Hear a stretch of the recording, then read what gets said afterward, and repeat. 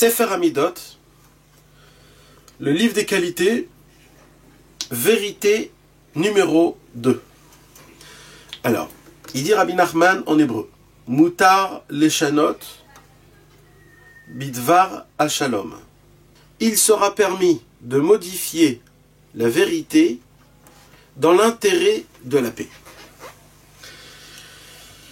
Donc, ça veut dire que quand un homme, la Torah nous permet de modifier la vérité, c'est-à-dire, dans un terme normal, d'après ce qu'on va étudier plus tard, c'est que c'est permis de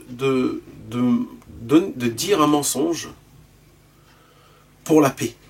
La paix, elle est tellement grande et tellement importante que si on voit que si on va un petit peu modifier ou changer les paroles pour que ça ne fasse pas d'histoire, alors c'est permis de modifier la vérité.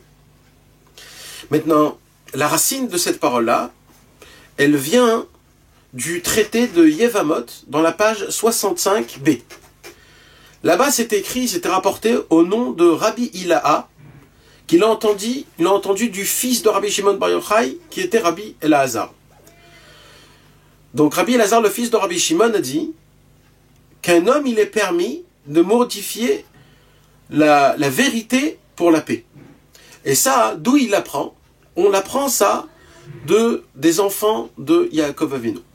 On raconte que quand les enfants de Yaakov Avinu, les frères de Yosef, ils sont descendus en Égypte avec Yaakov, après que Yosef il s'est réclamé comme étant Yosef et que c'était son frère, et qu'ils ont eu très peur, les frères de Yosef, que Chas Shalom, maintenant Yosef il va se venger pour le fait qu'ils l'ont vendu et qu'il était en Égypte, etc., etc., etc. Alors Yosef leur a rassuré, comme quoi il ne s'est rien passé, que tout était de la main de Dieu et que tout était comme il faut, etc. Donc eux, ils étaient rassurés tant qu'il y avait Yaakov Avinu, tant qu'ils étaient tous ensemble. Mais la Torah nous raconte, à la fin de la paracha de Vayechi, la Torah nous raconte que quand Yaakov Avinu il est parti de ce monde, alors tous les frères ils se sont rencontrés et ils se sont dit, là on a vraiment très peur que Yosef Hatzadik, maintenant que Yaakov Avinu il est parti de ce monde, maintenant il va se venger de nous. Alors qu'est-ce qu'ils ont fait les frères de Yosef? Ils sont venus chez Yosef et ils ont dit, Yosef, tu sais, notre père nous a demandé de tout son cœur que tu nous pardonnes. Maintenant c'était faux, Yaakov n'avait jamais demandé ça. Mais ça c'était pour la paix. Pour la paix, ils ont modifié la vérité. C'est-à-dire quoi modifier? Ça veut dire en fait ça n'a jamais été dit, mais c'est certain que c'était la volonté de Yaakov, donc ils se sont dit on va un petit peu modifier les choses. Donc de là on voit que Bémet, c'est même recommandé, c'est permis, il n'y a pas écrit que c'est une mitzvah, il y a écrit que c'est permis de modifier les paroles de vérité pour essayer de ramener de la paix dans le monde. Maintenant on peut comprendre que il y a écrit que Akadosh Baruch Hu, c'est lui le Emet, c'est lui la sincérité, c'est lui la vérité, c'est lui.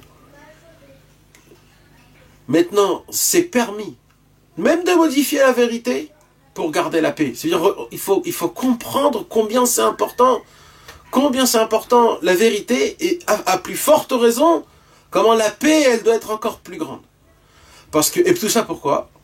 C'est vrai que le tampon de Dieu, c'est la vérité. Mais Dieu en personne, c'est l'unité. Et quand il n'y a pas la paix, c'est quoi la paix?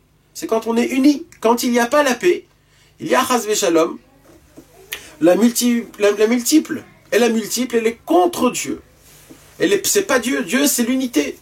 Et comme la paix, c'est l'unité, et les disputes, c'est les multiples, c'est tout ce qui est le nombre, c'est tout ce qui est en plus et modifié et doublé. Alors, Akadosh Baruch Hu, il dit, je suis prêt à perdre mon tampon pour que je puisse rester un dans le monde. Et comme ça, mes enfants, ils sont un dans le monde et qui me ressemblent à moi. C'est pour cela que c'est tellement important, la paix, elle est tellement importante. La Torah, elle est prête à faire énormément de choses pour que la paix puisse résider dans le monde. Bezrat Hashem. Retrouvez les cours des Chavirim Nanar sur le site du Keren Rabbi Israël, nachmanneumann.com.